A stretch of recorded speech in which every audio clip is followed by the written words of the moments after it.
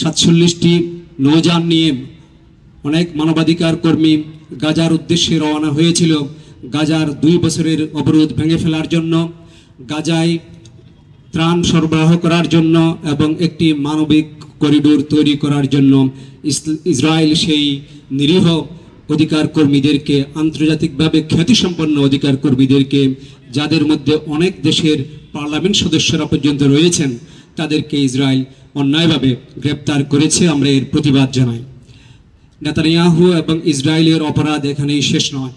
এর পূর্বে তারা গত 2 বছর জুড়ে, অক্টোবরের 7 তারিখ আসলে 2 বছর হবে, এই 2 বছর ধরে গাজায় নির্মমভাবে গণহত্যা চালাচ্ছে। সেখানে তারা যুদ্ধ অপরাধ করছে। নারী এবং শিশু সহ নিরপরাধ নিরীহ সিভিলিয়ানদেরকে হত্যার মাধ্যমে নেতানিয়াহু যুদ্ধাপরাধ চালিয়েছে। স্টারভেশনের মাধ্যমে সে যুদ্ধাপরাধ চালিয়েছে। গাজায় 62,000 মানুষকে হত্যা করেছে।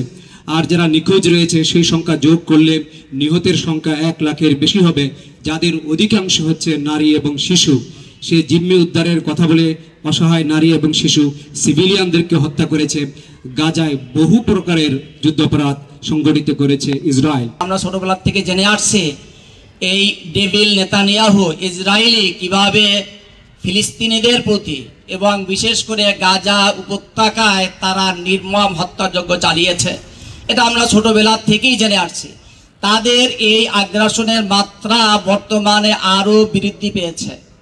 তারা একদিকে কেবল বিমান হামলা করে গাজা উপত্যকাকে ভূপাতিত করছে, ধ্বংস করছে তা নয়, যারা আহত হচ্ছে তাদেরকে না খেয়ে মৃত্যুর দিকে ঠেলে দিচ্ছে। চিকিৎসার অভাবে তাদেরকে মৃত্যুর দিকে ঠেলে দিচ্ছে। অনাহারে অর্ধাহারও বলা যায় না, কারণ সপ্তাহে একদিন বাচ্চারা খাবার পায় না। আমরা যে ছবিগুলো দেখি, কঙ্কালসার যে বাচ্চাদের ছবি দেখলে সারা বিশ্বের এমন কোনো মানুষ নেই যাদের হৃদয় কাঁপে না, কিন্তু ওই শয়তান, ওই হিটলার, ওই নেতানিয়াহুর হৃদয় কাঁপে না। বসুন্ধরা টিস্যু, অশুদ্ধতার বিরুদ্ধে এক বিন্দুও ছাড় নয়। যে মুহূর্তে তাদের খাবার বন্ধ, তাদের চিকিৎসা বন্ধ, সেই মুহূর্তে সমুদ্র ফ্লোটিলা যে বহরটি মানবতার তাগিদে ধর্ম বর্ণ চিন্তা না করে একমাত্র মানবতার হিতার্থে তারা তাদের যে ছোট বহরটি রওনা দিয়েছিল, সেই বহরটিকে তারা আটকে দিয়েছে। এবং অধিকার কর্মী 500-র উপরে অধিকার কর্মীকে তারা এখন আটকে রেখেছে, তাদেরও খাবার বন্ধ করে দিয়েছে।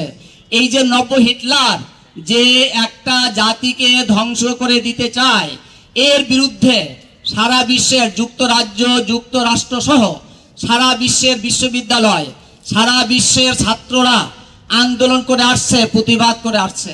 আমরা অনুরূপ ঢাকা বিশ্ববিদ্যালয় সহ এই বাংলাদেশে সরকারি এবং বেসরকারি যত বিশ্ববিদ্যালয় আছে, তাদের এই বিশ্ববিদ্যালয়ের যে সংগঠন ইউটিএল এর পক্ষ থেকে আমরা এর তীব্র প্রতিবাদ জানাচ্ছি। শুধু 2 বছর না, বহু আগে থেকে তো ইসরায়েল এরকম অত্যাচার শুরু করেছে।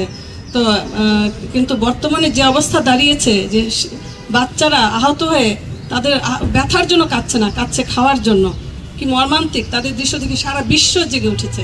কিন্তু মুসলিম বিশ্ব শাসকবৃন্দ এখনো জেগে ওঠেনি, এটা সত্যি দুঃখজনক। আমি মনে করি যে অসুর শক্তি দানব, একে সারা বিশ্ব জেগে উঠলেও ওদের নাড়া দিচ্ছে না, ওরা কিছুতেই জেগে উঠছে না। এই অসুর শক্তিকে ওরকম বল প্রয়োগ দ্বারাই তাকে করা উচিত আমি মনে করি, বা অন্য যে কোনোভাবে হোক তাকে ভুগিয়ে। তো আলোচনার টেবিলে তাদেরকে বিভিন্নভাবে বয়কট করে মুসলিম বিশ্বের এদেরকে আগে আসতে হবে। আজ যদি হিন্দু বা খ্রিস্টান বা অন্য কোনো ধর্মের উপরে এভাবে হতো, জাতিসংঘ অন্যান্য মিলে নিশ্চয়ই ওদেরকে স্বাধীন করে দিত। কিন্তু মুসলমান জনসাধারণ তারা যেন পশুর মতো, তাদের জানের কোনো মূল্য নেই, মানবতা সেখানে কাজ করে না, এরকম একটা অবস্থা। তো আমি বলবো যে মুসলমান বিশ্বের শাসকদের এগিয়ে আসতে হবে। আমাদের ট্রাম্প বা ওই জাতীয় পাশ্চাত্য আসলে সত্যিকার অর্থে কিছু করবে না। জনগণ জেগে উঠেছে, কিন্তু শাসকরা কিছুই করবে না। ও অসুর শক্তিকে সেই শক্তি দিয়েই দাবাতে হবে, নতুন মুক্তি নেই। কারণ বহুদিন তো হলো যেভাবে ওরা কঙ্কালসার হচ্ছে, খাওয়ার অভাবে মারা যাচ্ছে, তাদের মারা যাচ্ছে আর কবে দেখা যাবে যে শেষ নিঃশ্বাস যখন শেষ হয়ে গেছে, তো তবু এইভাবেই চলতে থাকবে। আমরা তো সব প্রতিবাদ করছি, কিছুতেই কিছু হচ্ছে না। কাজে আমি মনে করি এটাই শক্তি দিয়েই তাদেরকে দমাতে হবে।